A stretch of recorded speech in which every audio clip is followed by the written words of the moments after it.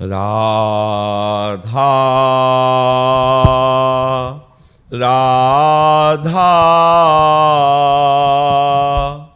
Radha Shri Radha Radha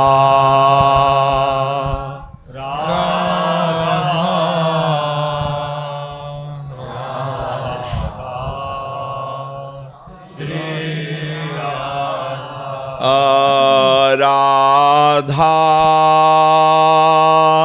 Radha Radha Shri Radha Radha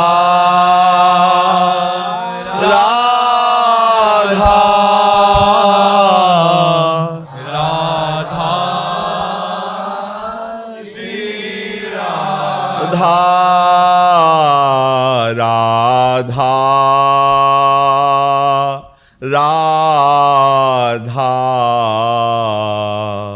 Radha Radha Shri Radha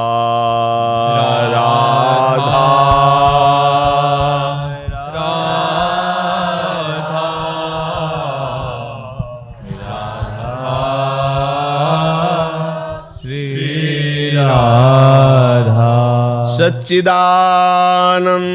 रूपाय विश्वोत्पत्त्यादि Hathaway तापत्रय विनाशाय श्री कृष्णाय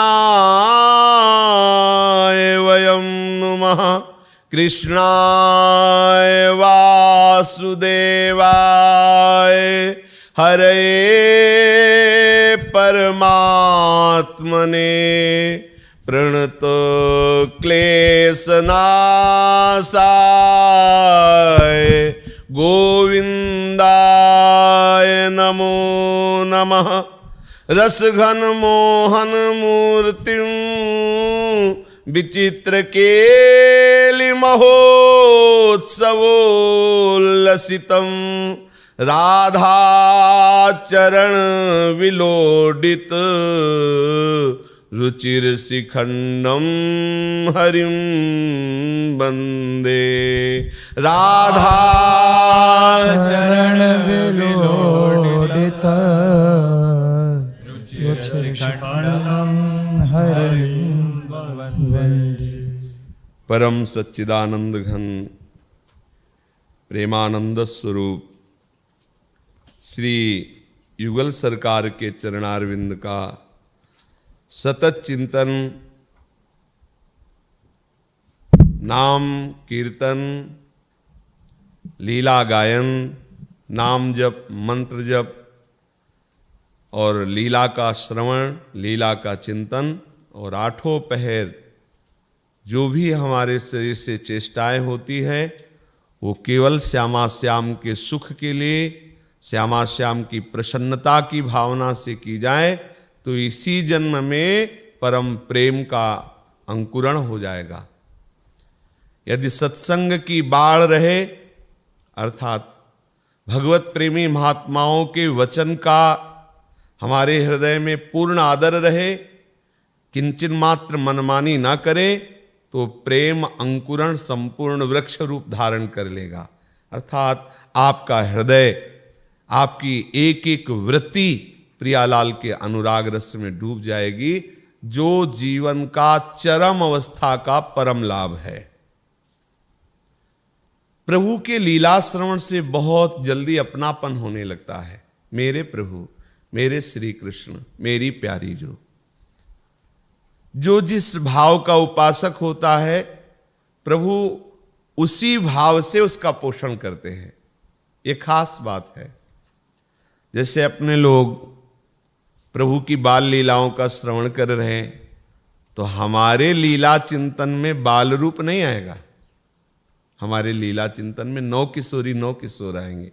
इस लीला श्रवण का फल होगा नौ किशोरी नौ किशोर में रति, जैसे हम बाल चरित्र गान कर रहे, बाल चरित्र श्रवण कर रहे, तो कोई सोच सकता है कि जो हम गान करेंगे, जो श्रवण करेंगे, उसी में रति होगी।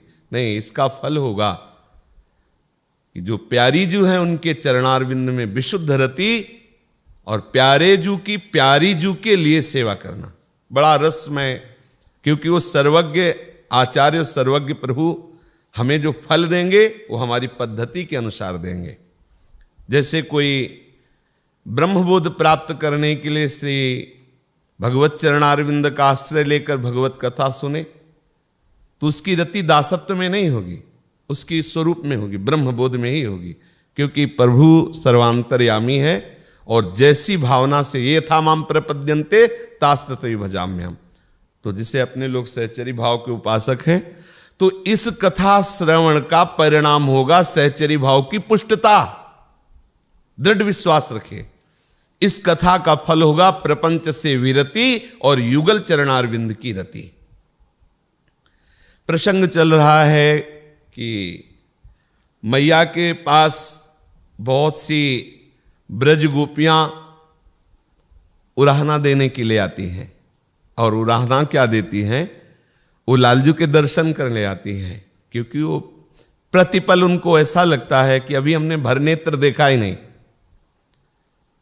प्रेम का स्वरूप यही होता है कि अपने प्यारे के समीप रहते हुए, खूब देखते हुए भी ऐसा लगता है एक बार तो छक के देख लूं। जैसे प्यारे जू प्रीति की रीति को जानने वाले हैं, तो प्यारी जू के दर्शन के लिए कहते हैं कि प्यारी जू जब जब देखो तेरो मुख तब तब नयो नयो लागत, और ऐसो भ्रम होत देखो न कबहूरी, ऐसा लगता कभी देखा नहीं।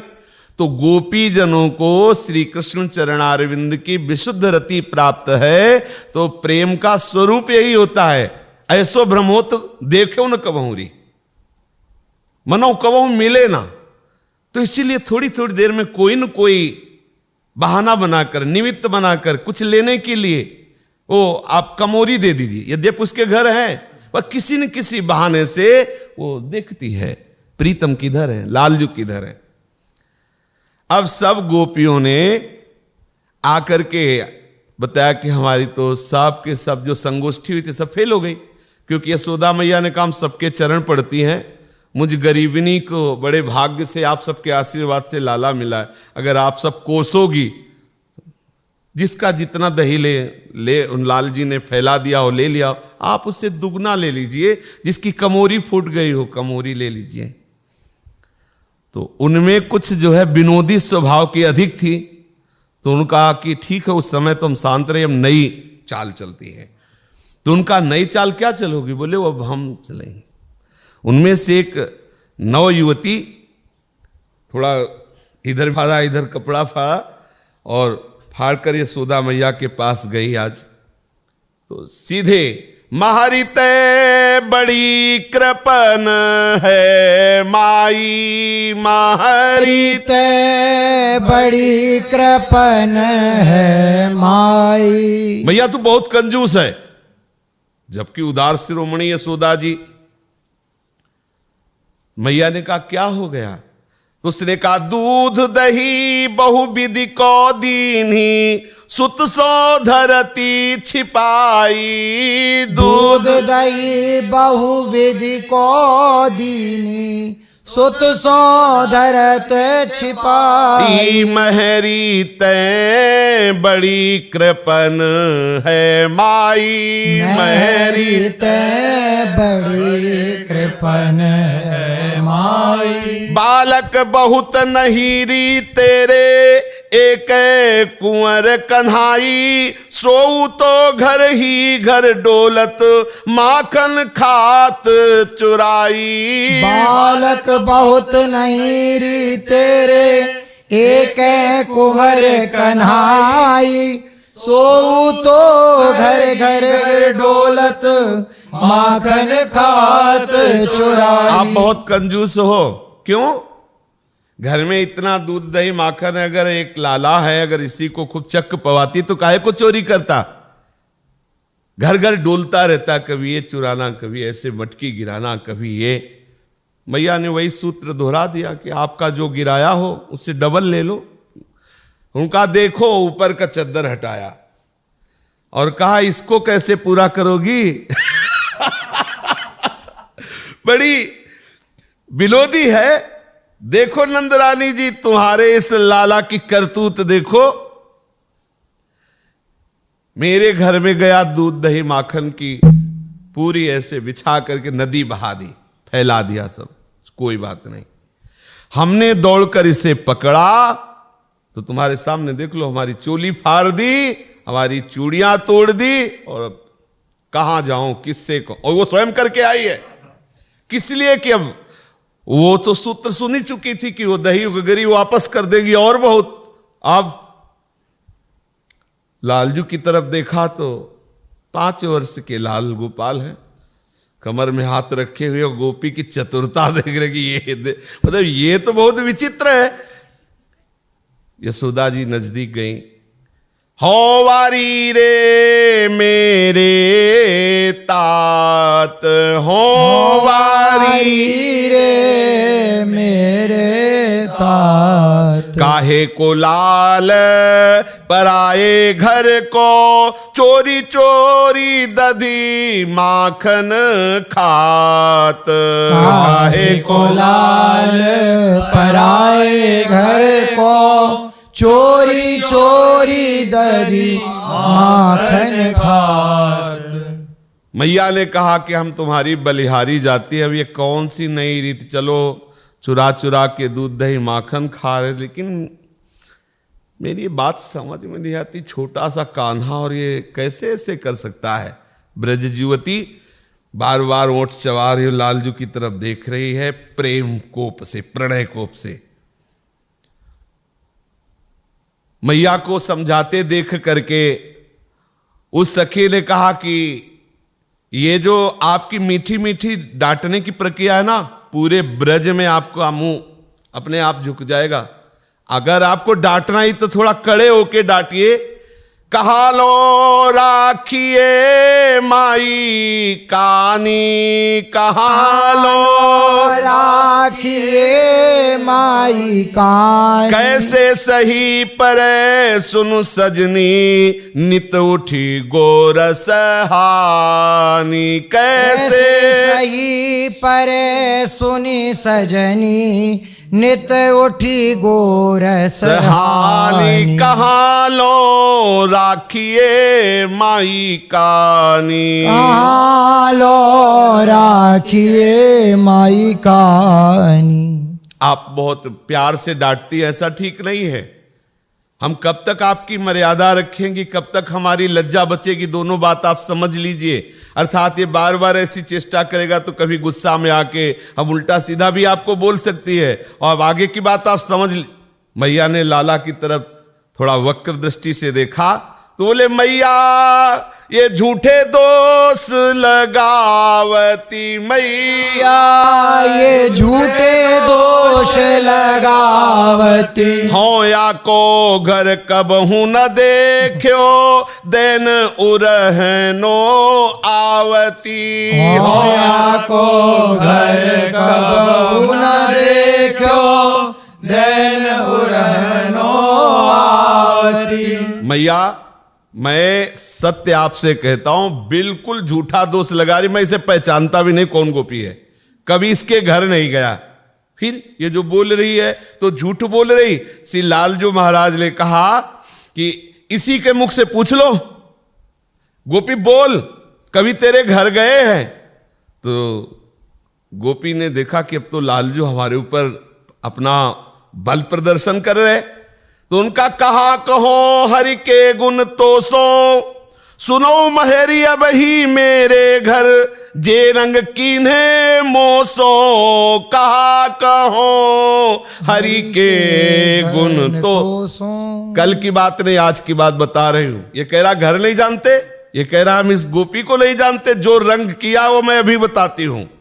मैं दधि मथती आपने मंदिर गए तहाई भांति, मोसो कहो बात सुन मेरी मैं सुन के मुस्काती। मैं दधि मथती आपने मंदिर गए तहाई भांति, मोसो कयो बात सुन मेरी, मैं सुन के मुस्का। तो बाह पकड़ी चोली गही फारी, भर लीनी अकवारी, कहत न बने सकुच की बात, देखो हृदय उघारी। बाह पकड़ी चोली गई फारी, भर लीनी अकवारी, कहत न बने सकुच की बातें, देखो हृदय उघारी। अभी कह रहा है कि हम इनका घर नहीं जानते, हमें नहीं जानते। आज की ही बात, आज की मैं दधि मंथन कर रही थी, गया मथानी पकड़ लिया, नहीं मथने देंगे।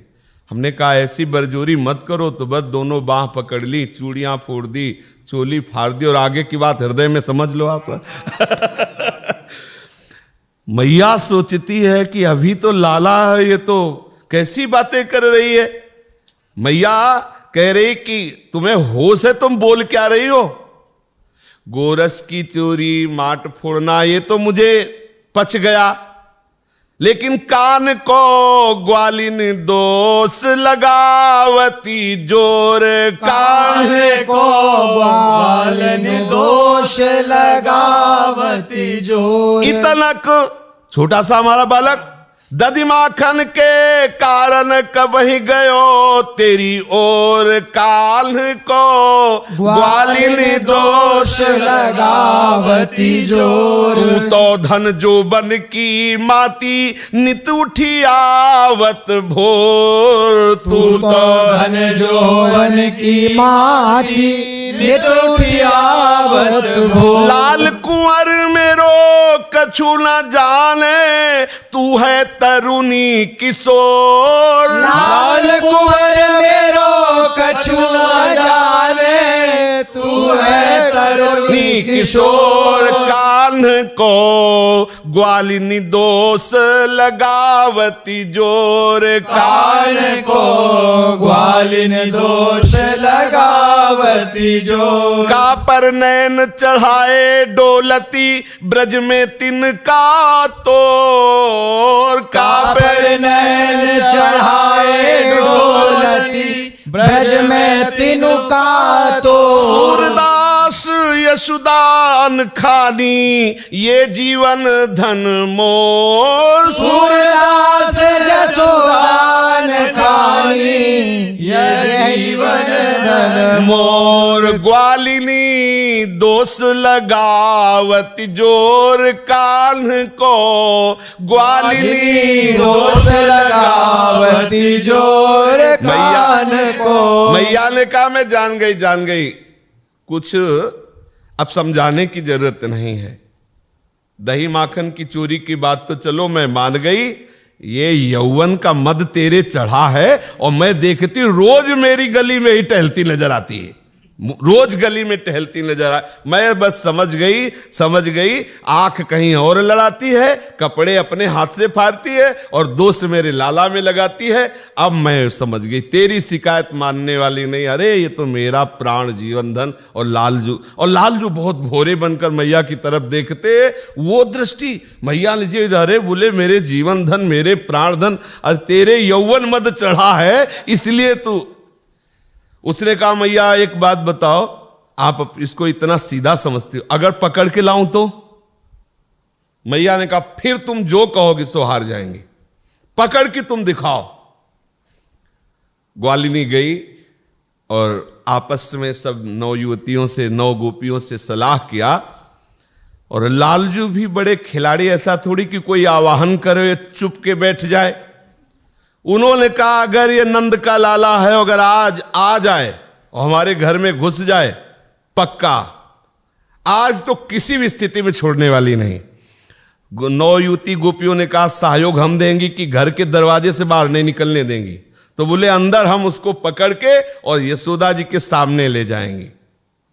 ऐसा ही हुआ, जो जैसी भावना से प्रभु को पुकारता है प्रभु जाते हैं। और प्रभु के सामने ही सब ऐसी ऐसी बातें की थी, तो प्रभु भी थोड़ा अंदर से। तो लालजू महाराज पहुंचे, सखाओं से कहा तुम गली के बाहर रहना क्योंकि आज खतरा है। अंदर गए, लीला प्रारंभ की। वो 9 युवती गोपी जो यशोदा मैया को अपना वो सब वस्त्र आदि दिखा के आई थी, दौड़ी, दौड़ के पकड़ लिया। लाल जी ने पकड़ा लिया। बोले अब क्या कहोगे? आज ले, बोले तू ले चल, ले चल। और उसका नाम प्रभावती था। तू ले चल मैया के पास ले। उसने सोचा बड़ी हिम्मत है, मैया के पास ले चलने की बात कहने पर तो घबरा जाता था, ये आज घबरा क्यों नहीं रहा?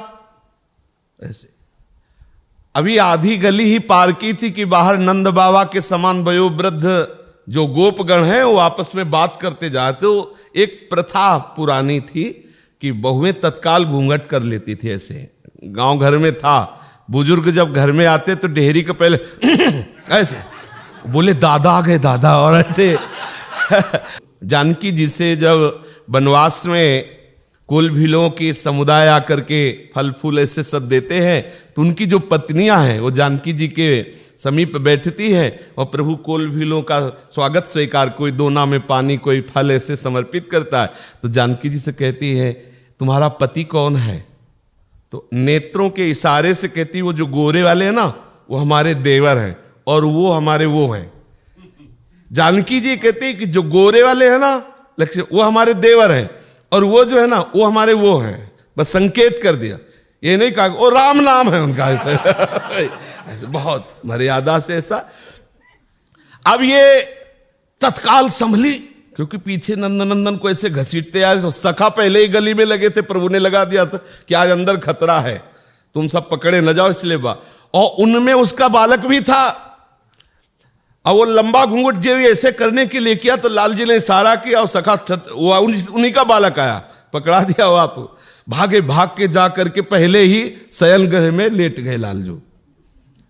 अब ये घसीटती हुई घूंघट काढ़े कि आज तो हिसाब हो ही जाएगा, और नंद महल के भीतर गई।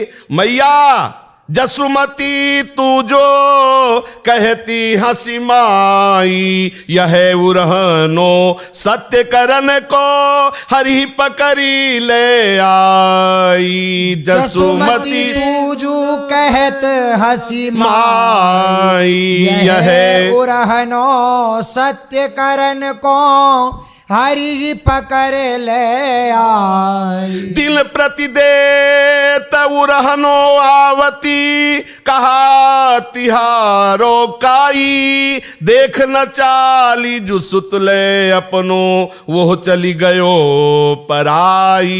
दिन प्रतिदेत उरहनो आवती, कहा तिहारो काई। देख न चली जो सुतले अपनो, वे चली गयो पराई। तेरे हिये नैन मति नाहिन, बदन देखी लख पाई। तै जो नाम कान्ह को मेरे को, सुधो करी है पाई। तेरे हिये नैन मति नाहिन, बदन देख लखी पाई। तेरो नाम कान मेरे को, सुधो करी है पाई। कई बार आपने डांट करके और हंस करके हमारी बात टाल दी। आज देखो कन्हैया को पकड़ करके लाई हूं। ध्यान दे के देखो, माखन चुराता है और जो जो हम बता गई थी वो सब करता है। देख लो, पकड़ के लाई है हम। यशोदा मैया ने देखा तो पीछे उसी का लाला जिसको घसीटते हुए ला रहे। मैया ने कहा रोज रोज उलाहना देने पहुंच जाती है, तुझे पक्का विश्वास है मेरा ही लाला तू पकड़े हुए? हा, मैं तो वो तो वही है, पकड़ के ही लाई। तूने देखा है? देखा क्या? जब हमसे बातचीत हुई, माखन चुराया, सब किया, तो पकड़ के लाई। तू घूंघट तो उठा, पीछे मुड़ के देख। देखा तो कन्हैया ने, अब वो उसके तो होश उड़ गए, क्योंकि वो बड़ी ठसक में आई थी कि प्रमाण सहित प्रत्यक्षम किम प्रमाणम। अंदर से मैया भूख लगी है। यशोदा में इनका सुना, तुम सब ब्रज युवतियां, अब हम समझ गई तुम्हारा। लाला बाहर निकल के आ, तो लाला ऐसे ऐसे कर, हाँ मैया भूख लगी। देखो मेरा लाला सो रहा था, तुम कैसी? वो गोपी लालजू की तरफ, गोपी जब गोपी देखती तो उनकी चितवल होती है, और जब मैया देखती तो बोली मैया देखो कैसा दोष लगा। उस गली नहीं गया, अभी तो उठाऊं, मैं थक गया और यहीं सो रहा था, देखो कैसे कैसे मैया ने डांट लगाई कि तू हमारे लाला को, समस्त गोपी जनों को ऐसे लालजू जैसी जिसकी भावना है उसको सुख पहुंचा रहे हैं। नंद बाबा और बूढ़े बूढ़े ब्रजवासी जन एक दिन संगोष्ठी किया, सब वृद्ध वयोवृद्ध विराजमान हुए और विचार किया कि गोकुल में बड़े बड़े उत्पात हो रहे हैं, हम लोगों को इस विषय पर विचार करना चाहिए।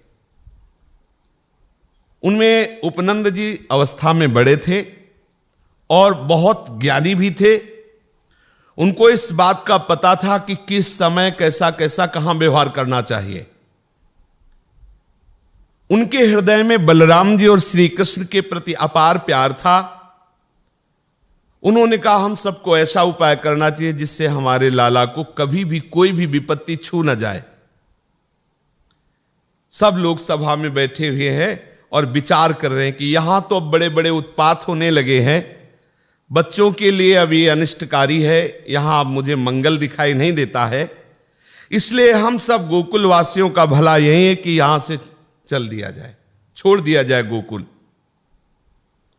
बलराम जी और लालजू को भी सभा में ऐसे सामने बैठाले हुए, देखो ये जो सामने बैठा हुआ नंदराय का लाडला है, सबसे पहले तो काल रूपिणी हत्यारी पूतना के चुंगल से छूटा, हमारे भगवान नारायण ने रक्षा की। फिर दूसरा बड़ा भारी छकड़ा गिरते गिरते ये लाला बच गया, छकड़ा गिरा चूर हुआ लेकिन ये बच गया।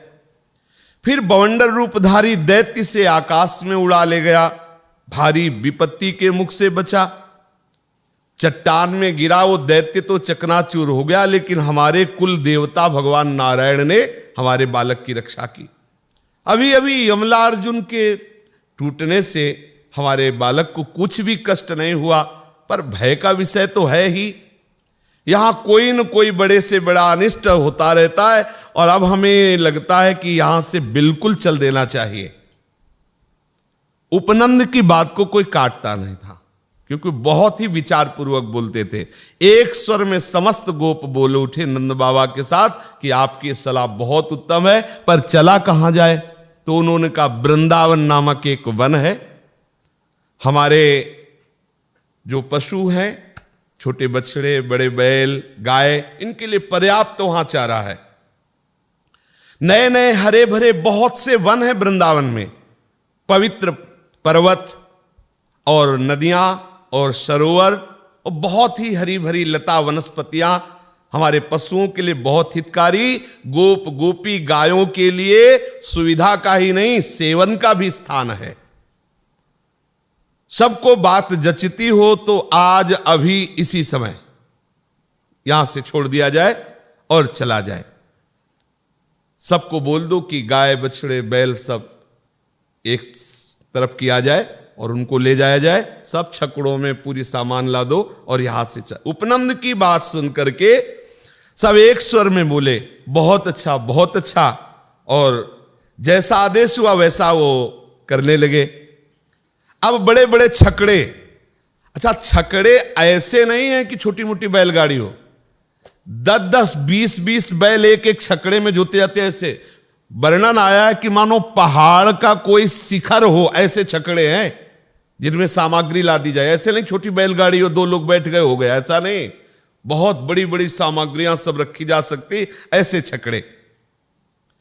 एक छकड़े में श्री रोहिणी जी, यशोदा जी और बालकृष्ण और बलराम और आसपास धायमा ऐसे घेरे हुए बड़े बड़े बलवान गोप जो धनुष बाण भाला ये लिए हुए घोड़ों पर, कुछ पैदल, ऐसे शास्त्रों की संख्या में, और ग्वाल बाल जन सब गौएं, करोड़ों की संख्या में गौएं। लगता है कि मानो क्षीर समुद्र लहरा रहा हो, ऐसे धवल श्वेत गौएं। श्री लालजू महाराज यशोदा मैया की गोद में बैठे हुए हैं। मैया से पूछा कि माता क्वानु खलु गच्छन्तः इस्म, ए मैया मुझे कहां ले जा रही हो, ये हम सब लोग कहां जा रहे हैं? मैया ने कहा पुत्र वृंदावन नामानि वन धामनि। मेरे लाल, बड़ा महिमामय धाम है जिसका नाम वृंदावन है। अब हम सब वृंदावन भूमि में वास करेंगे। श्री कृष्णचंद्र जी कुछ देर के लिए चुप हुए और बोले, कदा सदन मायास्यामः। तो मैया वृंदावन से घर कब लौटेंगे? इस पर मैया मुस्कान करती हुई कहा, वत्सा मदनुसंगत एव संगच्छमानम तदास्ते।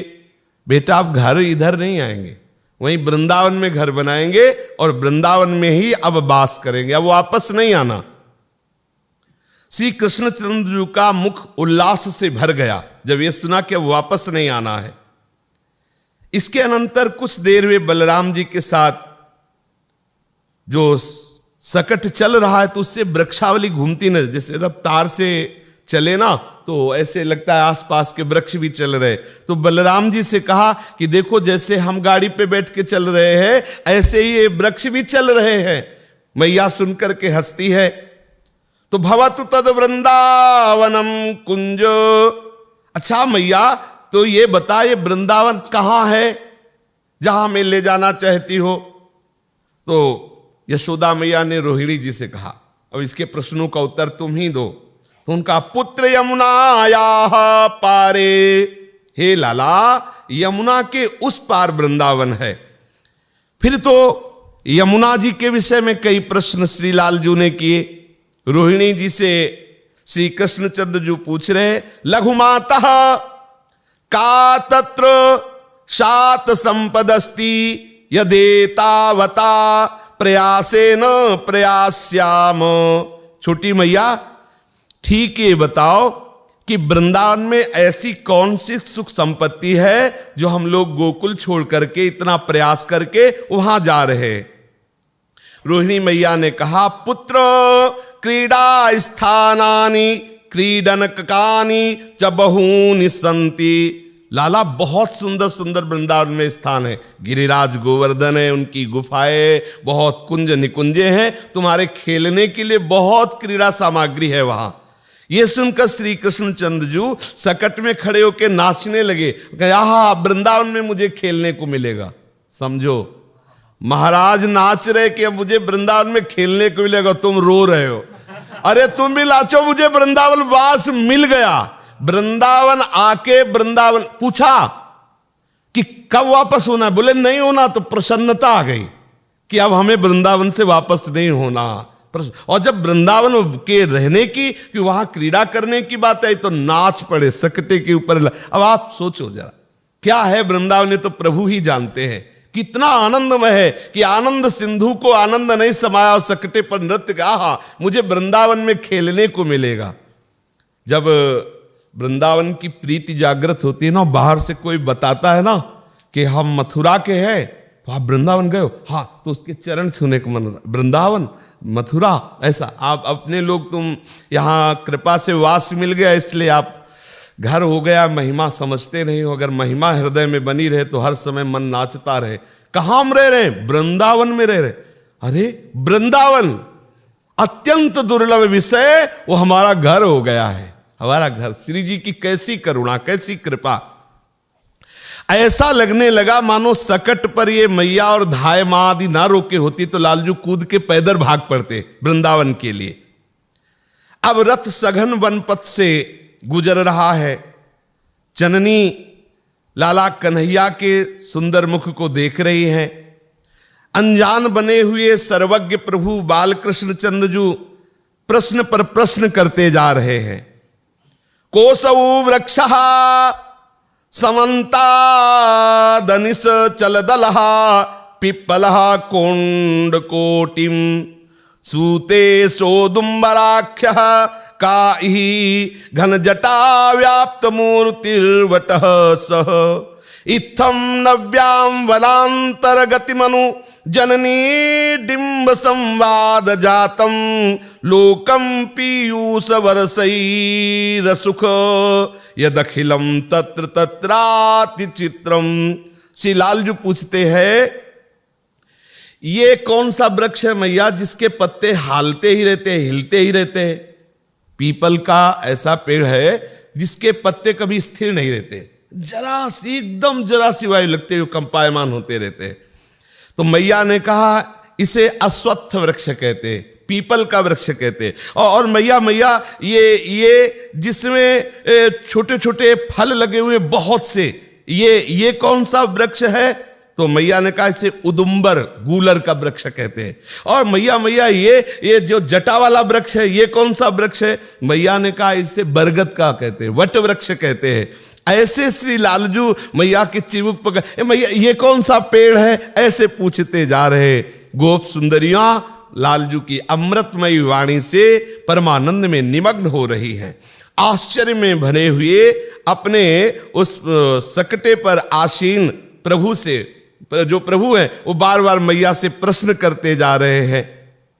चित्रहा कोयम मयूरः का ई मुद कुहुक गायक कोकिलाख्य। ए मैया देखो ये रंग बिरंगा जो पक्षी, ये कौन सा पक्षी है? उन्होंने कहा इसे मोर कहते हैं, मयूर कहते हैं, रंग बिरंगा पक्षी। और मैया सुनो ये कू कू बोल रही है, ये कौन सा पक्षी है? उन्होंने कहा इसे कोकिला कहते हैं, कोकिला नाम की पक्षी है।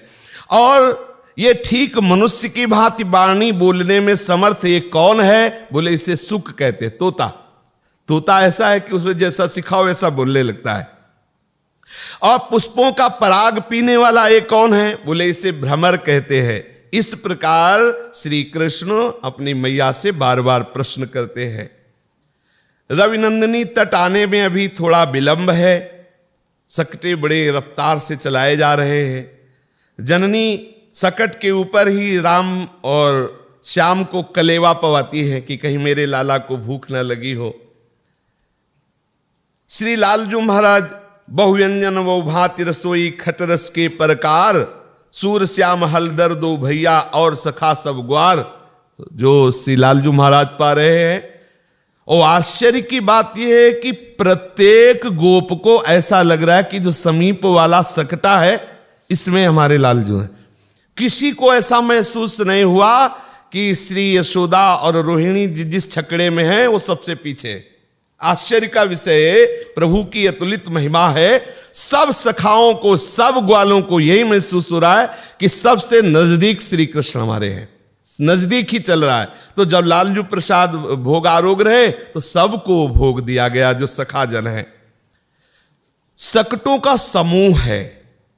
धीरे धीरे कलिंद तनया श्री यमुना जी के समीप विशाल विशाल सकटे, ऐसा लगता है मंदर, कैलाश, हिमांचल, ये जो बड़े बड़े महीधर हैं इनके मानो लाडले लाल ही सकटे रूप धारण करके चल रहे हो। विशाल विशाल सकटे, उन पर सब सामान लदी हुई है। शस्त्रधारी गोपों के बड़े बड़े दल हैं जो कुछ गौ श्रेणी को घेरे हुए है। करोड़ों गौ आसपास सब घोड़ों पे सवार हुए अस्त्र शस्त्र लिए, और कुछ जो है वो नवयुवती, अबोध बालक, इनकी सुरक्षा के लिए चल रहे हैं अस्त्र शस्त्र लिए हुए। बड़े बड़े बलवान गोप जो समूह के समूह ब्रजवासी जन उनकी रक्षा के लिए है।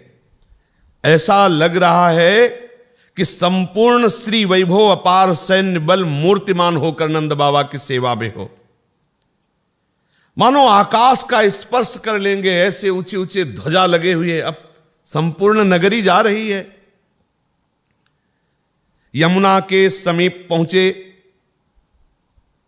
तो जो सैनिक जन हैं वो इतने चतुर हैं कि पहले से ही व्यवस्था की हुई है कि आज यमुना पार नहीं हो सकते, संध्या काल होने को जा रहा है। तो सुंदर सुंदर पहले से ही तंबू, वस्त्र के घर, तंबू पहले से ही हुए यमुना किनारे लगा रहे हैं। बड़े सुंदर सुंदर द्वार, कहां गोधन एकत्रित होगा, कहां ब्रज युवतियां रहेगी, कहां ब्रज बालक रहेंगे, पूरी व्यवस्था पहले से ही जो गोप सेवक जन है उन्होंने कर रखा है। रात्रि यहीं निवास करना है। ब्रजेश्वर की आज्ञा की आवश्यकता नहीं है, इतने वो चतुर है कि उनको पता है किस समय कैसी व्यवस्था करनी। यद्यपि ब्रजेश्वर का रथ अभी बहुत पीछे है। अंशुमाली भगवान सूर्य अस्ताचल को जा रहे हैं। सब ब्रजवासी जन ये निश्चय कर पाए कि अब रात्रि यमुना जी पार नहीं हो सकते, अब तो यहीं रुकना पड़ेगा।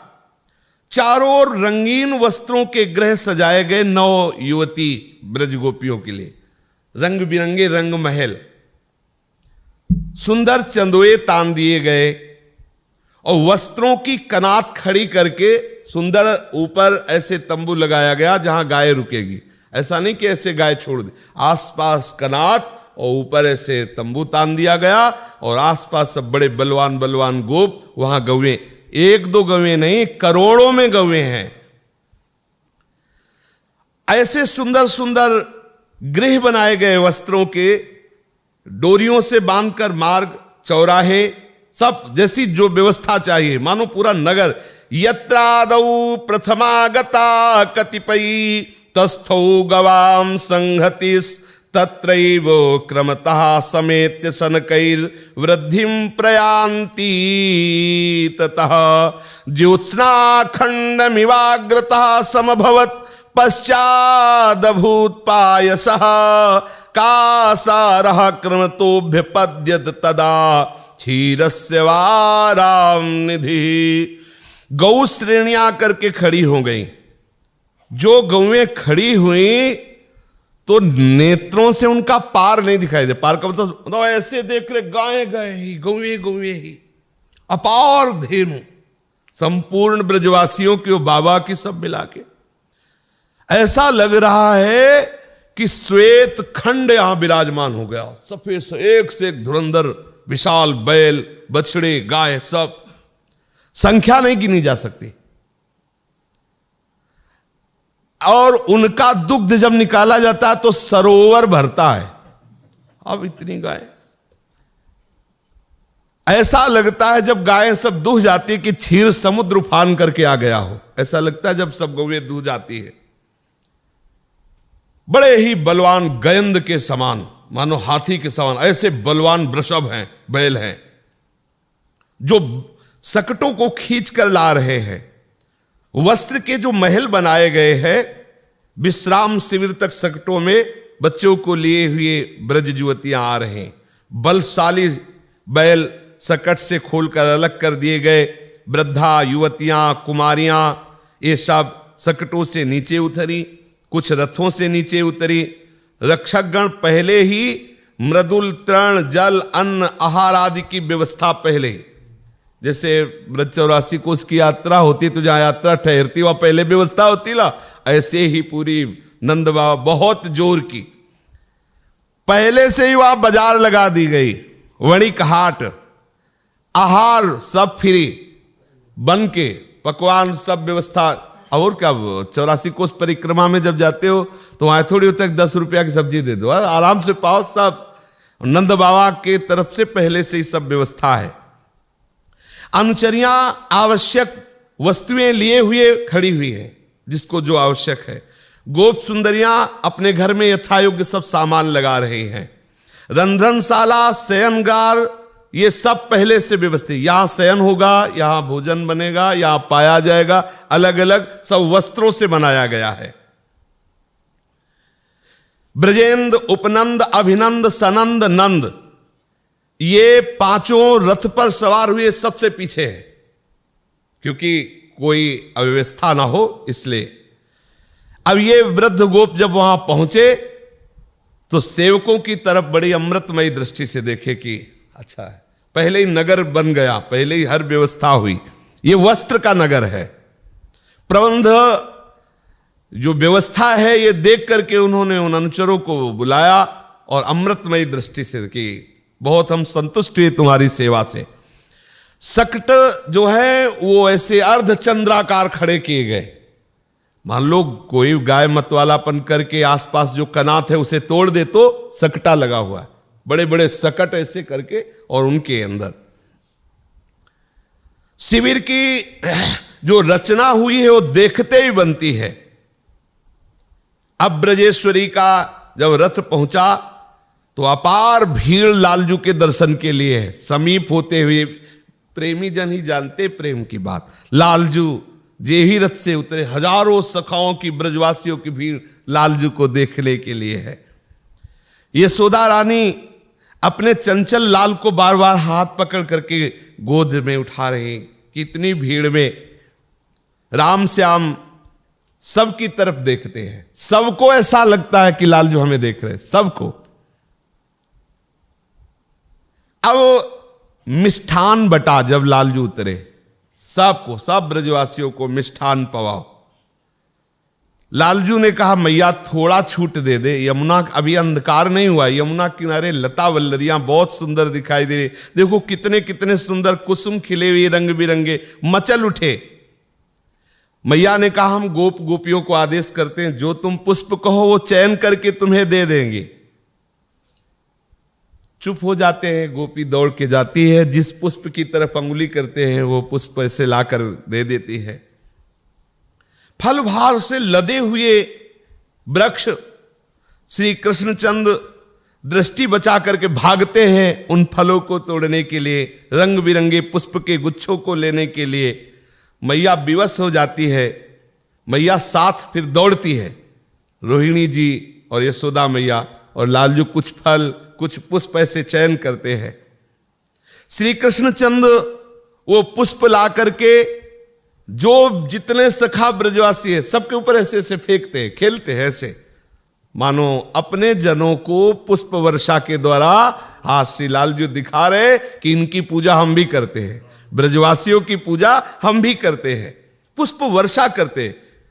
अब छोटे से लालजू अपने पीतांबर में कितने पुष्प लाए होंगे, अब इसी में इनकी भगवत्ता देखो, कितने ब्रजवासियों सबके ऊपर फूल वर्षा हो रही है। संध्या पधारी, विहंगम मधुर कलरव करते हुए आकाश पथ से अपने आवास की ओर जा रहे हैं।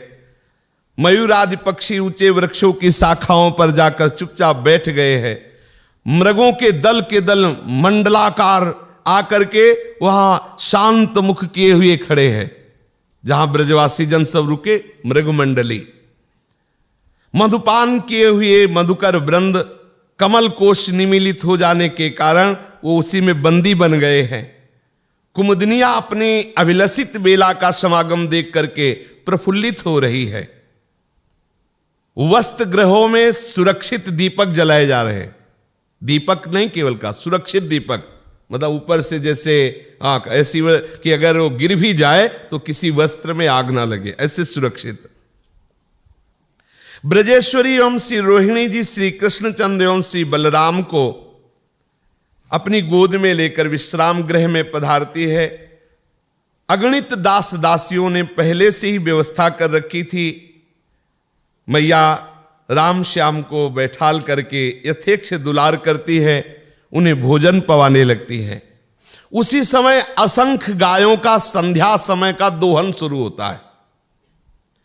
ऐसा घर घर शब्द होता है कि सबको एक उन्माद चढ़ता है, घर घर घर घर ऐसे, मतलब एक आनंद का उन्माद, क्योंकि ये साधारण गाय नहीं है, वेद की ऋचाएं भी गाय बनी हुई है। दिव्य बड़े बड़े तपस्वी भजनानंदी महात्मा ये सब गाय बने हुए हैं। बहुत सुंदर ध्वनि हो रही है। भूयान दोहरवा पयोदिमथन ध्वाना कृतिर दोहरी गर्भ, जैसे प्रातःकालीन दधिमंथन के समय शब्द होता है, ऐसा संध्याकालीन गौदोहन के समय हो रहा है। श्री कृष्णचंद्र के नेत्रों में आलस्य झलकने लगा। मैया मनुहार करती, लाला अभी सो मत, अभी शयन भोग पाला है। देखो देखो तुम्हारी धवली नाम की गाय दुही जा रही, सबली नाम की गाय दुही जा रही है। देखो देखो वो कैसे हुंकार कर रही है। देखो अभी तुम्हारी गाय नहीं सोई है, वो कूद रही। अभी तुम जिन बछड़ों को दुलार करते हो वो अभी नहीं सोए हैं। इस प्रकार वार्ता करके लाला को जगाए रखना चाहती है। श्री कृष्णचंद्र के मुख में ग्रास देती तो ग्रास रखा रह जाता है और सोने लगते हैं। प्रभु जो जिस अवस्था में होते वैसी लीला करते। मैया पवारी पाते पाते ऐसे सोने लगते हैं। फिर मैया, अरे लाला पाले, अब हमें नहीं पाना, हमें नींद आ रही। मुख प्रक्षालन किया और शयनगार में ले जाकर परम सुंदर श्री श्याम सुंदर को, बाल गोपाल को शयन कराती है। गोपों के साथ ब्रजेंद्र नंद बाबा अपने शिविर में पधारते हैं।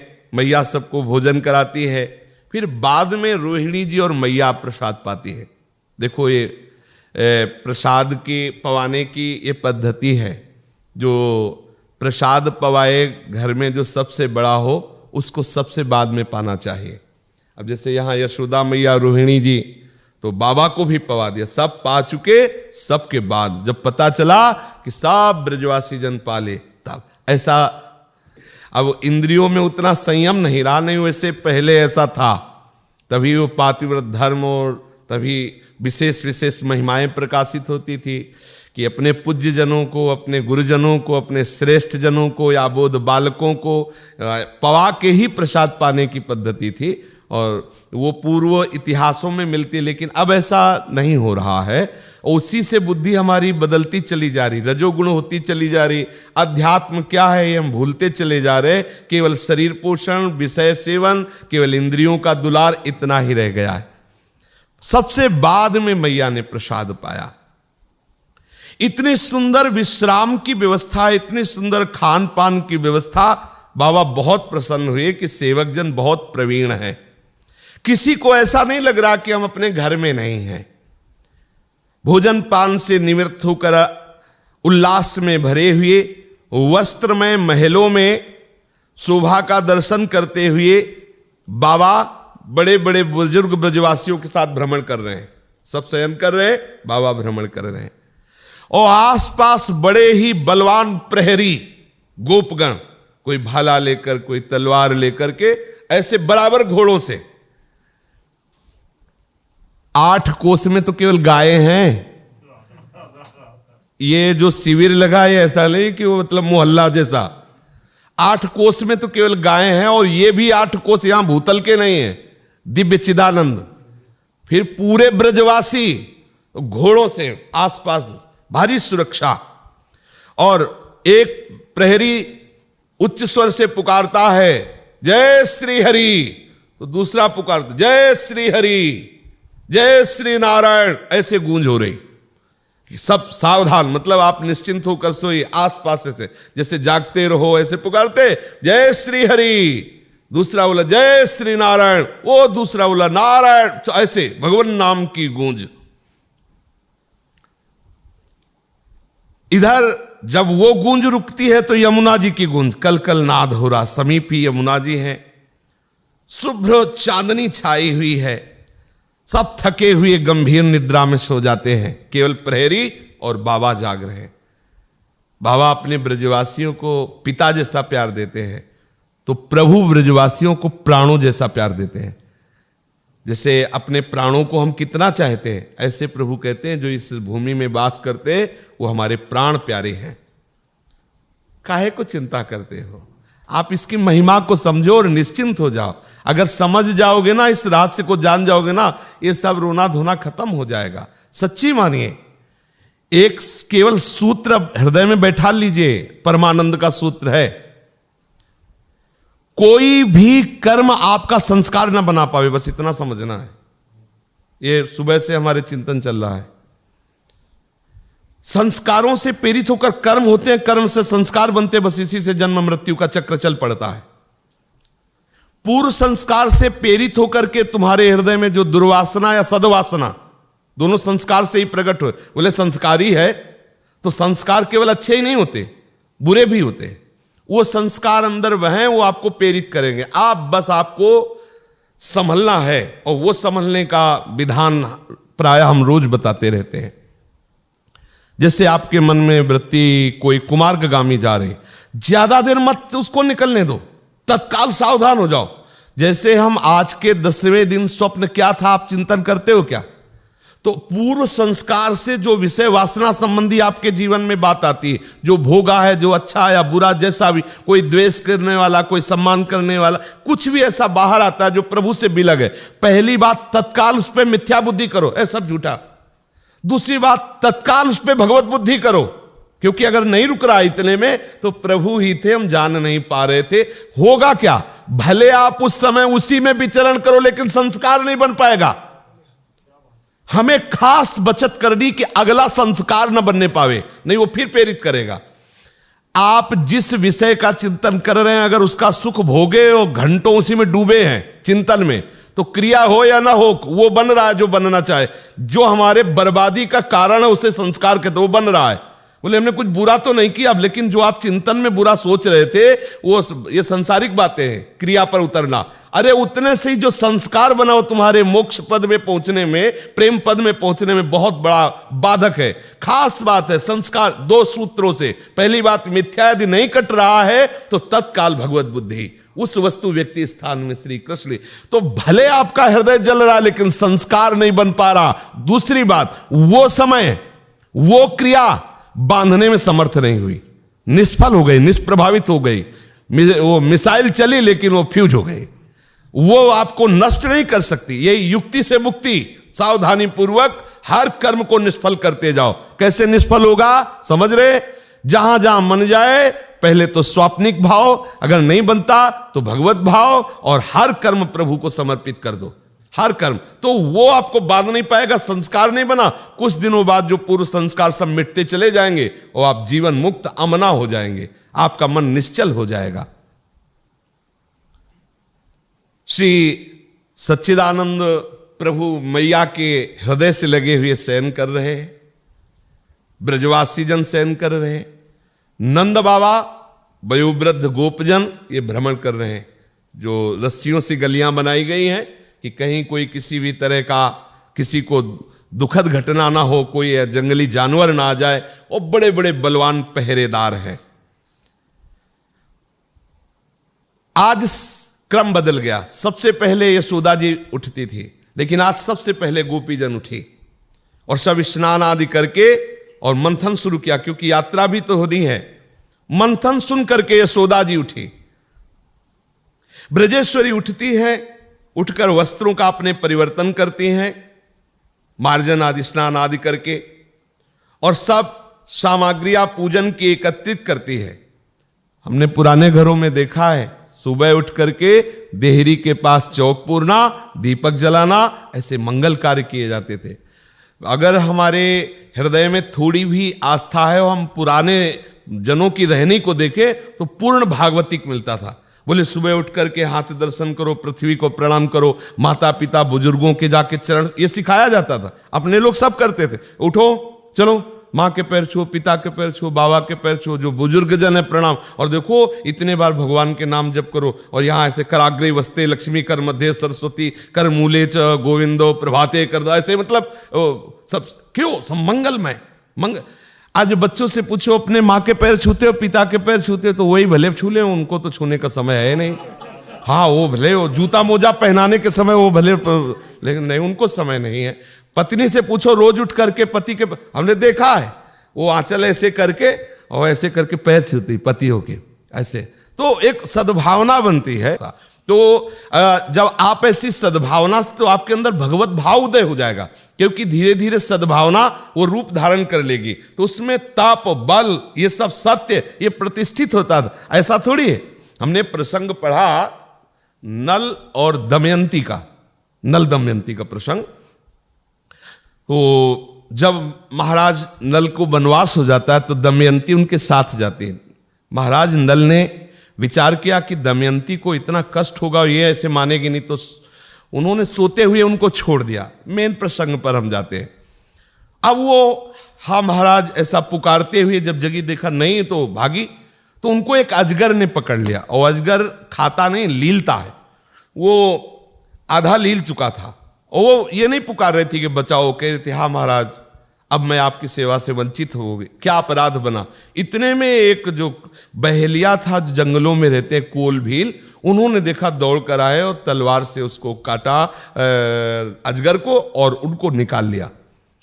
जब निकाला तो इतनी सुंदर और दिव्यांग कांति, अब वो मलिन भाव से, महाभारत में प्रसंग है, मलिन भाव से युक्त हो गया। तो जेही दमयंती ने देखा और कहा भैया अभी आपने स्पर्श किया था बचाने के हेतु से, अब दोबारा स्पर्श मत कर लेना, क्योंकि अब आपका भाव बदल गया है और मैं आपसे कहती हूं कि आप सादर यहां से चले जाइए।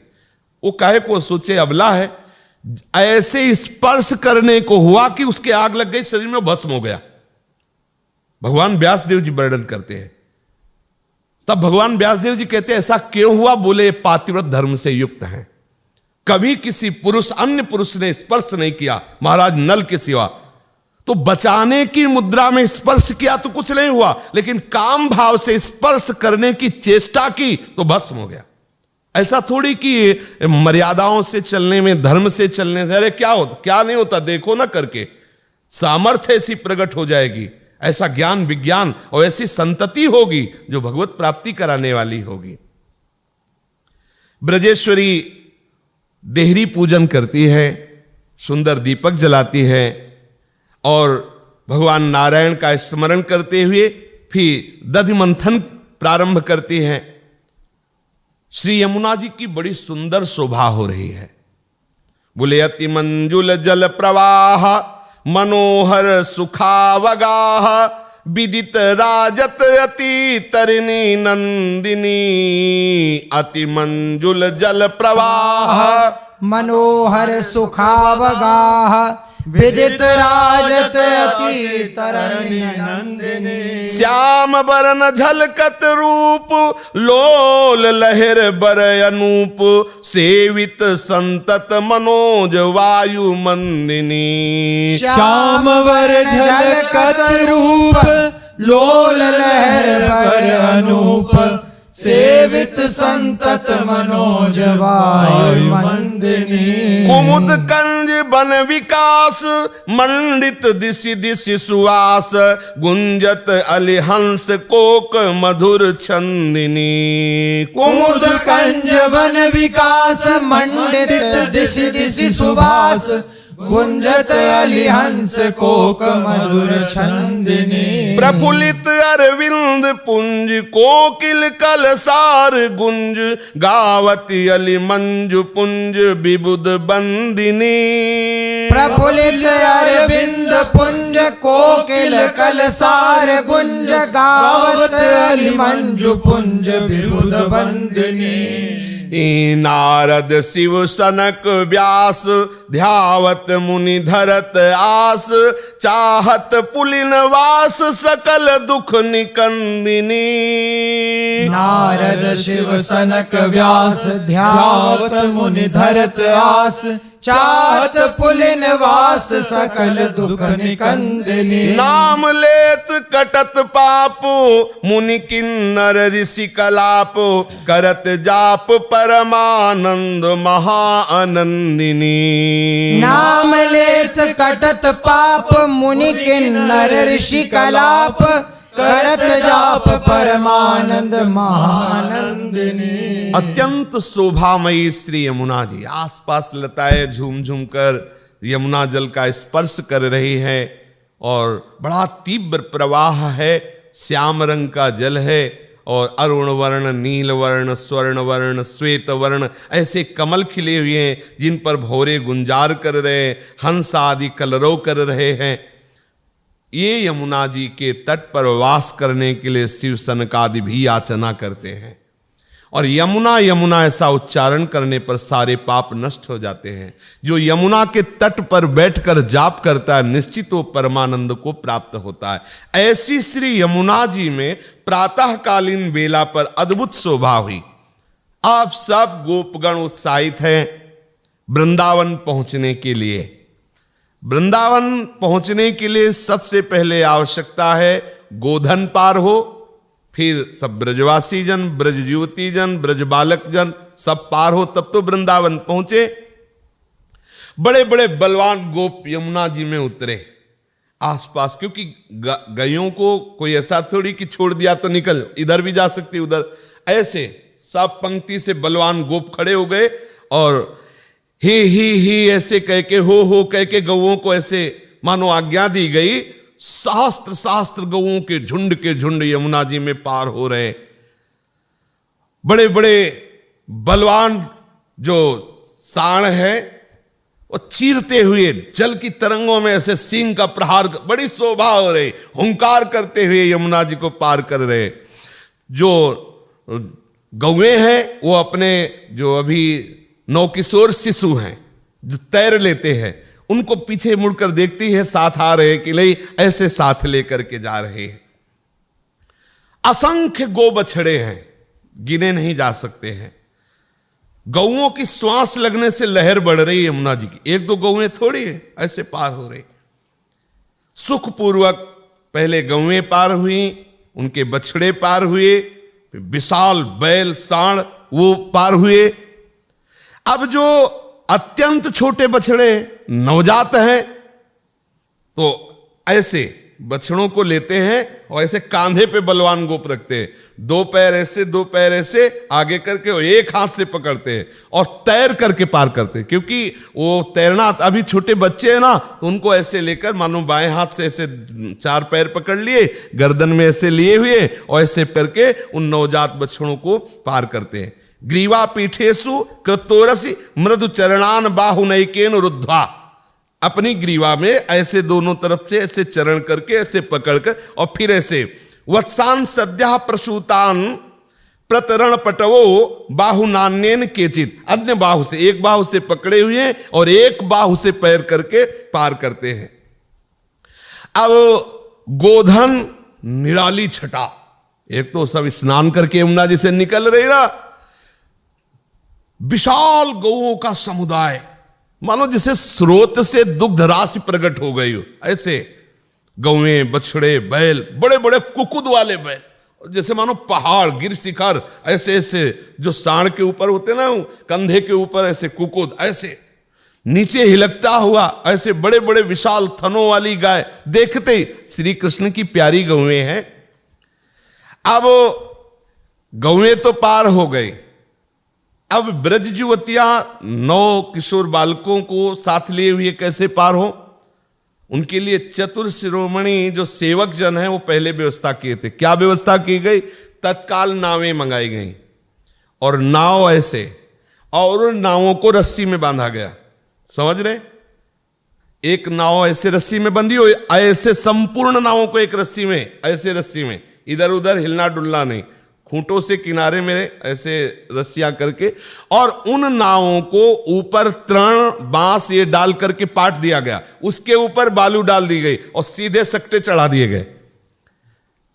ये नहीं कि नाव में बैठा ले के, तब तो महीनों लगता पार होने, सीधे पूरा एक पुल बन गया, नाव का पुल, और रस्सियों से बंधा हुआ इसलिए हिलेगा नहीं। एक एक नाव रस्सी से, फिर सब नावें ऐसे रस्सी से, और वो खूंटे से गड़ी हुई हैं। ऐसे सुखपूर्वक सब यमुना पार करते हैं। घड़ घड़ शब्द करते हुए सकट श्रेणी उसके ऊपर से निकल जाती है।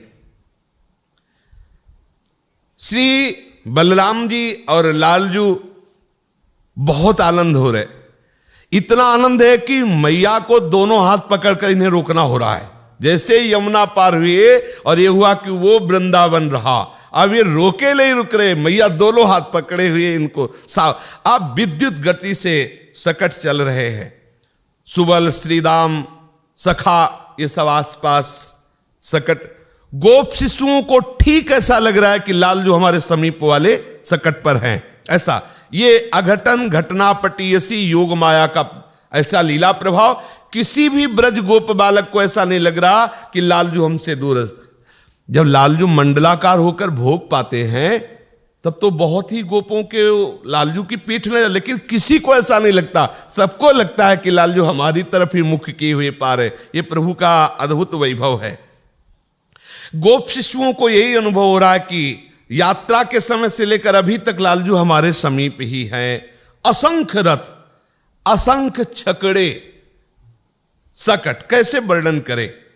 श्री कृष्ण चंद तो पुकार कर बस वृंदावन वृंदावन वृंदावन वृंदावन, मैया वृंदावन वृंदावन, लालजू भी वृंदावन वृंदावन जपते हैं। ऐसी महिमा। गोप शिशु अपने अपने छकड़ों से कूद पड़ते हैं। लालजू भी नवीन वृंदावन की शोभा के लिए श्री कृष्ण चंद्रजू बलराम जी को बाईं ओर कह करके भागते हैं। वृंदावन बहुत प्यारा है लालजू। वृंदावनम परित्यज्य पादमे एकम न गच्छति। सुख पिकादि जे ही लालजू को देखते आ रहे केकी मच जाती है, क्योंकि वृंदावन के पक्षी देख रहे हैं कि प्रीतम पधार रहे हैं वृंदावन में, प्रगट लीला में प्रथम बार हो। सब पक्षी अलग अलग सुक अलग बोल रहे, कोकिला अलग बोल रही, मयूरों के झुंड अलग बोल रहे। लालजू उन्मत्त हो रहे विहंगमों की काकली सुन करके, मानो संगीत लहरी से वृंदावन स्वागत कर रहा हो। ये पक्षियों का कलरव मानो संगीत लहरी से लालजू का स्वागत कर रहा हो। शीतल मद सुगंध वायु आ रही है, मानो वृंदावन वायु के द्वारा लालजू का स्वागत कर रहा हो। मेघ ऊपर से आ रहे हैं, मानो वृंदावन के नवीन मेघ कह रहे हो कि घनश्याम पधार रहे हैं, इनका स्वागत। संपूर्ण वृंदावन का वैभव लालजू के स्वागत के लिए। विहंगमों की काकली ध्वनि, तरु शाखाओं से लिपटी बल्लरियां ऐसे चंचल हो रही मानो नाच रही हो। पक्षी बोल रहे मानो वृंदावन राग आलाप रहा हो, और वृक्ष और लताएं से झूम झूम के नाच रहे मानो नृत्य कर रहे हो कि प्रीतम से लालजू पधार रहे। सत्य सत्य, वृंदावन कानन की कोई समानता नहीं कर सकता। देखो, जब परम महिमामयी बात होती तो बोलना होता है। अब सत्य के लिए क्या सत्य बोलना, पर फिर भी बोलना होता सत्य सत्य, वृंदावन की कोई समानता नहीं कर सकता। चरण स्पर्श करने के लिए लताएं झूम झूम करके झुक रही। और वृंदावन महिमामृत में भी आता है, लाडली जो कहती है, ए माधवी, ए मालती, झुको, देखो मेरे प्रीतम आ रहे, प्रणाम करो इनके चरणों। लताएं तत्काल पुष्प की अंजलि समर्पित करते हुए प्रणाम करती, अर्थात ढेर सारे पुष्प लालजू के चरणों में गिरते हैं। वृंदाटवी सचमुच इस समय गान, नृत्य एवं पुलकोद्गम अगणित आनंद का परिचय देते हुए अणु अणु लाल जी का आदर कर रहा है, अणु अणु वृंदावन का। श्री कृष्ण कभी दौड़ते ऐसे हवा में, जैसे हवा रेला ऐसे आलिंगन, मानो उसका आलिंगन कर रहे हो वायु का। स्निग्ध वयस्क गोप बालक श्री लालजू के साथ दौड़ रहे, बड़ा उत्साह, बड़ा आनंद है। नव नव निकुंज स्थली, लता पल्लव जाल से सुरम्य ये वन स्थली आनंद मगन हो रहे हैं। आगे का जो प्रसंग है वो वर्णन करेंगे। श्री लालजू महाराज और समस्त ब्रजवासी वैसे ही जैसे यमुना के इस पार शयन हुआ था ना, ऐसे ही यहां वृंदावन में शयन हुआ, लेकिन घटना रात्रि में घटी। विश्वकर्मा जी करोड़ों देवता, दिव्य देवता जो निर्माण कुशल की घड़ी दो घड़ी में बहुत बड़े एक लोक के लोक रच दे, ऐसे को करोड़ों देवताओं को, रचना कुशल देवताओं को लेकर के साक्षात भगवान विश्वकर्मा जी रात में पधारे। और वो जानते हो सामग्री क्या लाए थे? समंतक मणि, पद्मराग मणि, ये सब मणियां। जब आंख खुली ब्रजवासियों की तो कुछ और ही था कल के वर्णन में आएगा।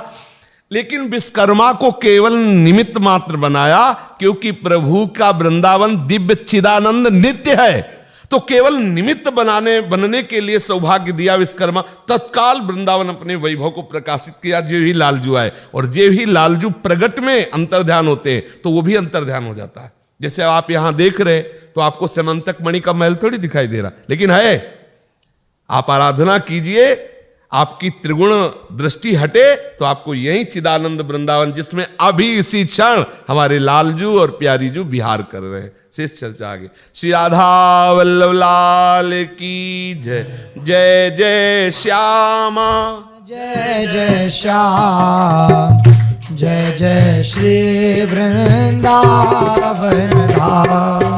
जय जय श्यामा, जय जय श्याम, जय जय श्री वृंदावन धाम। पावन राधे तेरो नाम, पावन राधे तेरो नाम, पावन राधे तेरो नाम, पावन राधे तेरो नाम। पावन श्री वृंदावन धाम, पावन श्री वृंदावन धाम। जय जय श्याम, जय जय श्याम, जय जय श्री वृंदावन धाम। जय जय श्यामा, जय जय श्याम,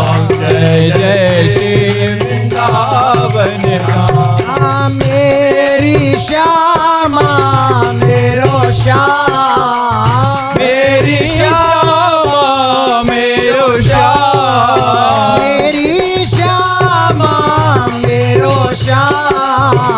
मेरी श्यामा मेरो श्याम, मेरो श्री वृंदावन धाम, मेरो श्री वृंदावन धाम। जय जय श्याम हो जय जय श्याम, जय जय श्री वृंदावन धाम। जय जय श्यामा जय जय श्याम, जय जय श्री वृंदावन धाम। जय हो राधा राधा राधा राधा राधा राधा राधा राधा राधा